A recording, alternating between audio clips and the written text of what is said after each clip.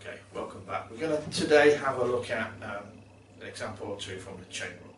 So I want to talk to you briefly about the chain rule. Now, another name for it is function of a function rule. So if we have a function inside another function and yet we want to differentiate that whole big picture, how do we do that? It's not quite as obvious or as nice perhaps as a product rule, maybe even the quotient rule. If you have a product rule, you have a function multiplied by another function, and it's fairly obvious to see, oh, I have a multiplication, I need to use the multiplication rule or the product rule. I don't think that's the case when we have a chain rule or a function of a function, but I'll stop waffling and I'll do an example, and I'm hoping it'll make a bit more sense when you see the example. So we'll try something like this.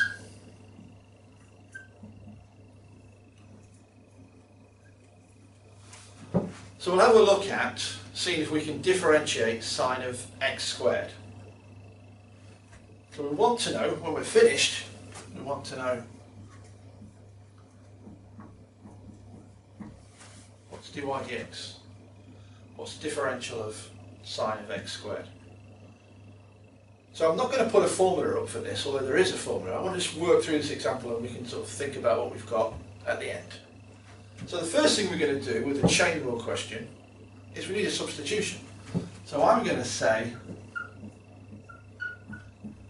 let u equal, this is going to be my substitution. But what? Well, the innermost function is what probably we're going to pick. There's a sort of rule of thumb which gets you out of trouble perhaps 8 times out of 10. And that's, if you're not sure what u should be, it's the bit in the brackets. Now I know this is going to work in this case. I'm going to say, yeah, it's the bit in the brackets. But sometimes there's questions that I haven't got any brackets and you still might need to use the chain rule. So there's a lot of, sort of practice and to and fro with these types of questions. As I say, they're not as straightforward as, for example, the product rule. But we'll go with this question, we'll see where it takes us. So I've made a substitution. It was the bit in the brackets, it is the innermost function. So what's the next step? Well, the next step is always the same.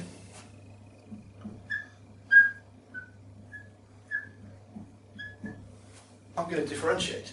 Now I've called it u, and it's a function in terms of x, so it's du dx, just means differentiate u with respect to x. So I've got to differentiate x squared, and that gives me 2x. Now what? Well, I had y equals sine of x squared, and essentially I said to myself, I don't like it, it's too complicated. I've got a function inside of the function, I don't like the look of that. So I'm going to rewrite it and I'm going to put my substitution into play. So I'm just going to rewrite this and say that. I had sine of x squared, but that was too confusing for me, so I've changed it to sine of u. And I now have another version of y, which I think is a bit easier to make sense of. But just like here, I'm going to differentiate it. So I'm now going to differentiate this. I'm differentiating y, but not with respect to x. There's no x's in here. Now my variable is u, so it's dy du. Oh, so I now need to know the differential of sine of u with respect to u. Well, if I differentiated sine x with respect to x, I'd get cos or cosine of x. So what I'm going to get here is the same, but of course it's going to be cosine of u. So I have cos u. All my hard work's finished. And pretty much every time I do a question like this, I'm going to do my best to try and lay it out like this.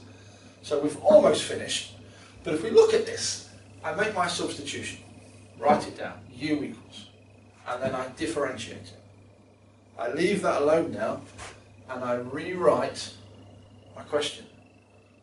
But I use my substitution, and then I differentiate it.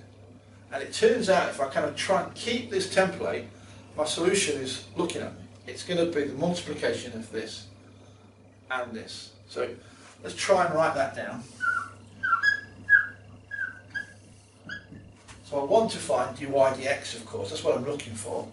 I think the easiest way to remember this is to split it up. So I'm going to say something like that. I'm going to split my dy dx before I fill in any blanks. It stops you making silly mistakes then. Well, what are the blanks? Well, I've chosen the letter U. So my excuse me, my blanks are du, du. And if we've done it right, these symbols should match what we have here.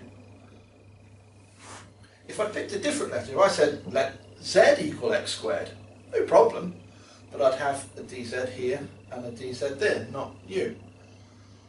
The good news is, again, if we've labelled well, the answer should be waiting for us. Where's my dy du?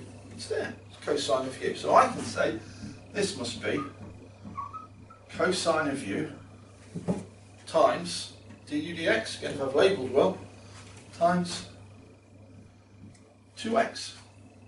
And at this stage, we've pretty much finished. That's my answer. It's not in the form I wanted in, but I've pretty much done all the hard work. I've certainly done the chain rule. So what could we do to tidy up? Well, I think it would look a bit neater if I brought that 2x to the front, but maybe that's just me, but I'll do it anyway. So I'm going to drag that 2x to the front. And I need to remember that my last line, my solution, can't have a u in it, because there was no u in the question. I just put that in to make my life easier. So I need to look back and say, well, I want to put u there, but what was u? It was x squared. So I fill back in with x squared, and that's my solution. So that's sort of the first run at doing chain rule with a reasonably well-behaved question. So what did we do? Did a substitution, differentiated. Rewrote the question with our substitution in place and differentiated it. I then waffled a little bit about the formula, but when you've done 5, 10 or 20 of these, your solution is waiting for you. Your solution is the product of these two things. So it might be useful when you work through some of these on your own, try and set it up in a sort of template like this so you follow the same pattern as you go through. Okay, thanks very much for watching.